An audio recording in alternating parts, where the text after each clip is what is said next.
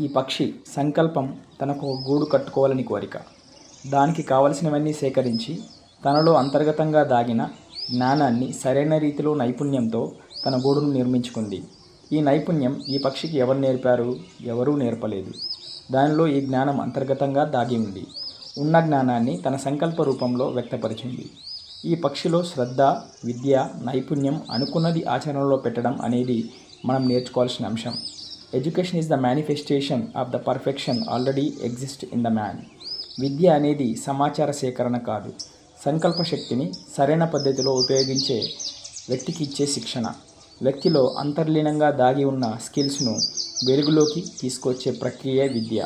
ప్రతి వ్యక్తిలో శక్తి సామర్థ్యాలు అంతర్గతంగా చిన్న పెట్టెలో బంధించబడ్డ అనంతమైన స్ప్రింగ్లా దాగి ఉన్నవి. ఆ స్ప్రింగ్ బయటకు వచ్చి పెద్దగా విస్తరించాలని ప్రయత్నిస్తుంది, కానీ పెట్టెలో బంధించబడింది. మీలో ఉన్న శక్తులు మీకు తెలిసినవి చాలా తక్కువ. అనంతమైన శక్తులు మీలో అవధులు లేని సముద్రంలా విస్తరించి ఉన్నాయి.